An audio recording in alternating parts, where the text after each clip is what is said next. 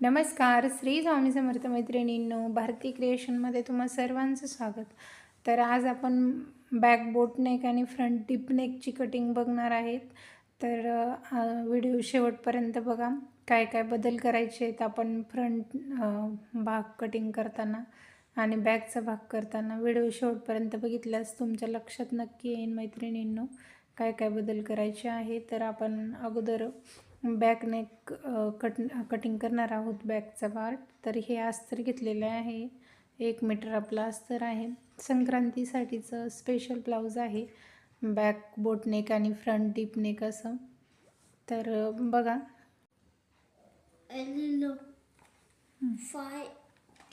आपली पूर्ण उंची आहे 14 आणि आपण त्यात 1 मिळवलेला आहे. बॅक साईडच्या कटिंगसाठी 15 घ्यायचं आहे.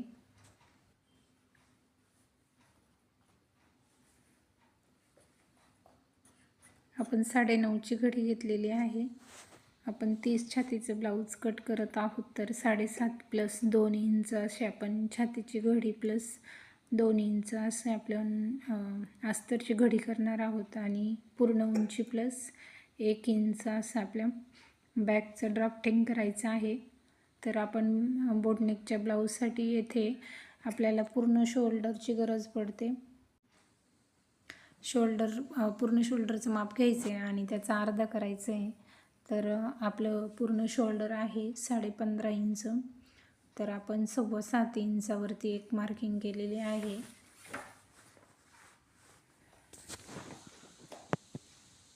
बघा, आणि त्यानंतर आपल्याला मुंडा टाकायचा आहे. तर आपण 30 छातीसाठी बोटनेकच्या ब्लाऊजसाठी आपण 6.5 इंचाचं मुंडा घेणार आहोत.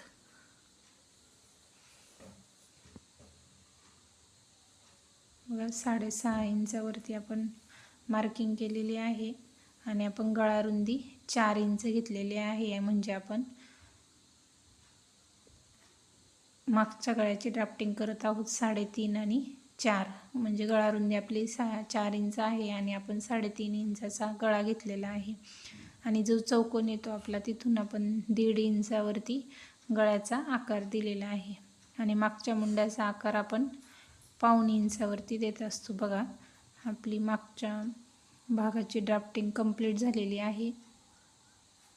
या पद्धतीने आपण कटिंग करून घ्यायचं आहे.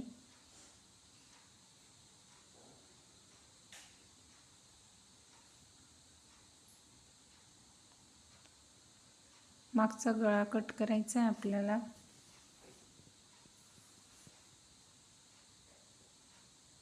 खूप सोपी पद्धत आहे ही.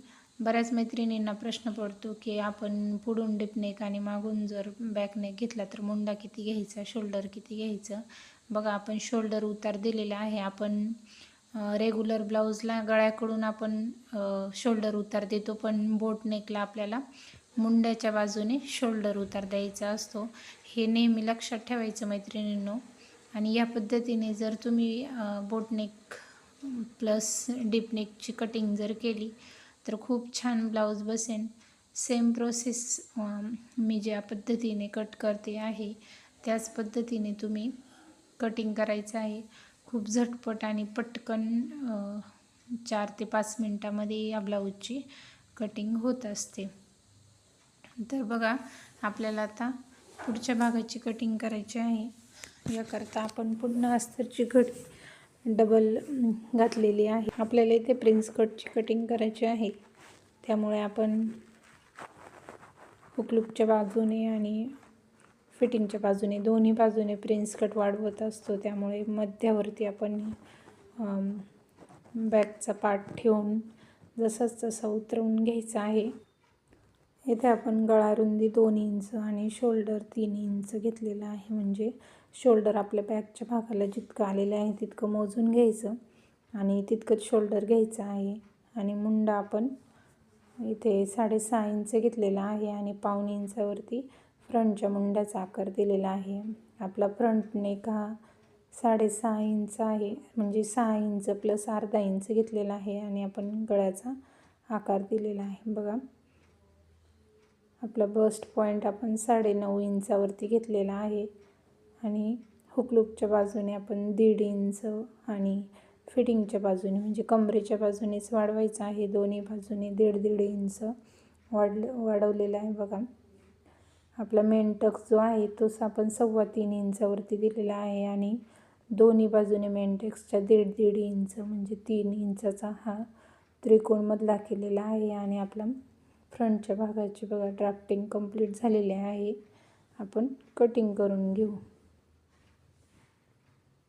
आणि प्रिन्सेस कटचा आकार आहे ना आपण मुंड्याच्या तिथून व्यवस्थित शेप बसेन 1/2 इंच अंतर ठेवून आपण दिलेला आहे बघा. या पद्धतीने आपली दोन्ही भागांची ड्राफ्टिंग कंप्लीट झालेली आहे बघा. आपण पुढचा भागाचा प्रिन्सेस कट करून घेत आहोत.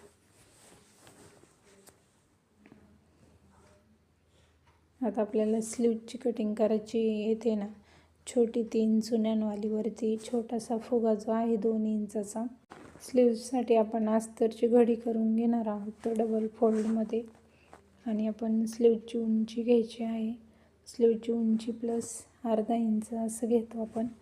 आणि स्लीवची घडी घेताना बोटनेकमध्ये आपण बाहीची घडी कशी घ्यायची तर जो फ्रंटचा मुंड्याचा फ्रंट भागाचा जो मुंडा आहे तो मोजून घ्यायचा आहे आणि त्यातून 1 इंच कमी करायचा आहे. हाच फॉर्म्युला आपण बोटनेकच्या प्रत्येक ब्लाऊजसाठी वापरायचा आहे. बाहीची घडी काढण्यासाठी बघा बाही उंची प्लस आपण 1/2 इंच घेतलेला आहे. आपल्याला इथे छोट्या फुगाबाई करायची आहे त्यामुळे आपण बाही उंची प्लस 1/2 इंच आणि वरती फुग्यासाठी आपण 2 इंचाचा या पद्धतीने चौकोन करून घेतलेला आहे.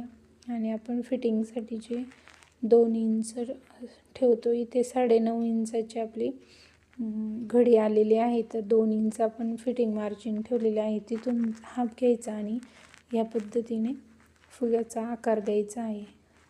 आणि खाली दंडघेर प्लस 1.5 इंच घेऊन आपण या पद्धतीने स्लीवची कटिंग करून घ्यायची आहे.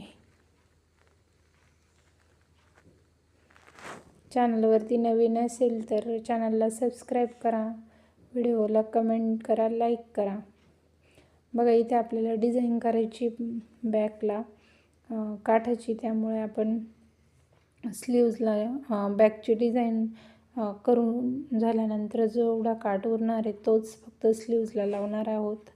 कारण की एकच बाजूने काठ आलेला आहे या ब्लाऊजला आणि काठाचीच डिझाईन आपल्याला बॅक साईड करायची आहे. त्यामुळे आपण स्लीव्ज प्लेन भागावरती काढणार आहोत आणि उरलेला काठ आपण नंतर स्लीव्जवरती जोडून देणार आहोत. या पद्धतीने आपण सर्व पार्ट ब्लाऊज पीसवरती ठेवून घ्यायचे आहे आणि एक एक करून कट करून घ्यायचं आहे. व्हिडिओ शेवटपर्यंत बघितल्याबद्दल धन्यवाद.